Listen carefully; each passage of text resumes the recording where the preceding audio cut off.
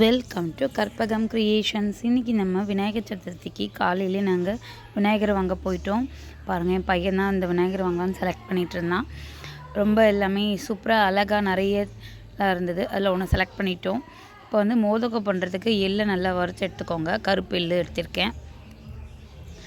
கருப்பு எள்ளு நான் ஒரு பேக்கெட் தான் போட்டேன். அதுவே நமக்கு நிறைய குவான்டிட்டி செய்யலாம். இந்தளவுக்கு நம்ம வறுத்து ஒரு பிளேட்டில் மாற்றிக்கலாம். இப்போ வேர்க்கடலை நல்லா வறுத்து எடுத்துக்கலாம். ஆல்ரெடி ரோஸ்டட் வேர்க்கடலை தான் இருந்தாலுமே நான் இன்னும் ஒரு தடவை வறுத்து எடுத்துக்கிறேன்.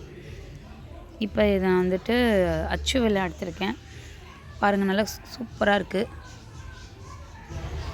இப்போ நம்ம நல்லா இதை வந்துட்டு கிரைண்ட் பண்ணி எடுக்க போகிறோம். எள்ளு, வேர்க்கடலை, அச்சு வெல்லம் இது மூணுத்தையும் நல்லா நம்ம கிரைண்ட் பண்ணி எடுத்துக்கலாம். ஸ்டஃபிங் இதான் கரெக்டாக இருக்கும்.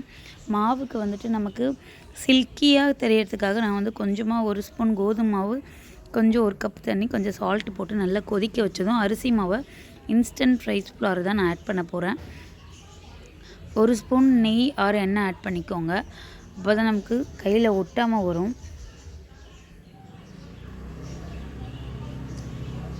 நெய் வந்து அந்த சூட்டு அனல்லே நமக்கு வந்து மெல்ட் ஆகி வரும். அதனால் நான் அப்படி கவுத்தி வச்சாலே எனக்கு கரெக்டாக வந்துருந்தது. இப்போ வந்து நான் அரிசி மாவை ஆட் பண்ண போகிறேன். ஃபில்ட்ரு வச்சு ஃபில்ட்ரு பண்ணி கூட ஆட் பண்ணிக்கலாம். அப்போ தான் நமக்கு டஸ்ட்டு எதனா இருந்தால் வெளியே எடுத்துடலாம். இப்போ ஸ்பேட்சில் வச்சுட்டு நம்ம நல்லா கலரி விட்டுக்கலாம், கட்டி இல்லாமல். இது நம்ம நல்லா கலர்னதும் ஆறணும். ஒரு அட்லீஸ்ட் ஒரு 15 மினிட்ஸ் ஆகணும். அப்போ தான் நமக்கு அந்த கன்சிஸ்டன்சி கரெக்டாக வரும்.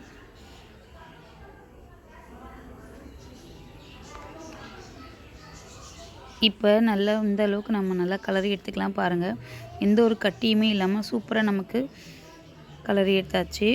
இப்போ நம்ம வந்துட்டு அரைச்சி எடுக்க போகிறோம். ஒரு ஏலக்காய் நான் ஆட் பண்ணிக்கிறேன். ஒரு ஏலக்காய், வெல்லம், வேர்க்கடலை, எள்ளு இது எல்லாமே போட்டு நல்லா அரைச்சிக்கோங்க. இப்போ நான் வந்து கிரைண்ட் பண்ணி எடுத்துட்டேன். இந்த மோதக கப்பில் தான் நான் பண்ண போகிறேன். ஃபஸ்ட்டு வந்து நம்ம ஆயில் க்ரீஸ் பண்ணிவிட்டு அதுக்கப்புறம் நான் கொஞ்சமாக அரிசி மாவை அது உள்ளே வைக்க போகிறேன். எப்படி வைக்கிறேன்னு பாருங்கள். இந்த மாதிரியே வைங்க. அப்போ தான் நமக்கு எந்த ஒரு ஓட்டை இல்லாமல் நமக்கு கிடைக்கும். இந்த மாதிரி நம்ம உள்ளார நல்லா கை வச்சு நைட்டாக அழுத்தம் கொடுத்துக்கணும். அழுத்தம் கொடுத்துனோடனே நம்ம ஸ்டஃபிங் அதே மாதிரி நம்ம வச்சிடணும்.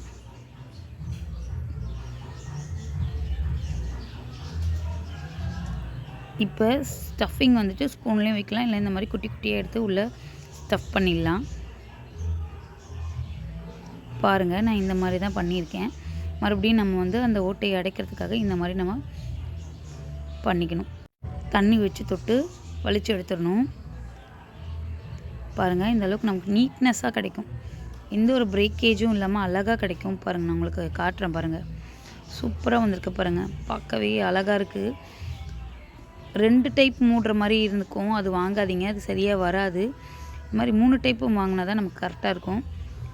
இந்த மாதிரி ஒரு 5 பீஸ் பண்ணியிருந்தேன். காலையிலே 9:15க்கு நல்ல நேரம். அது அப்போவே படைக்கிறதுக்காக தான் ரெடி பண்ணிட்டேன். நீங்கள் நான் சொன்ன மெத்தட் படியே பண்ணுங்கள்.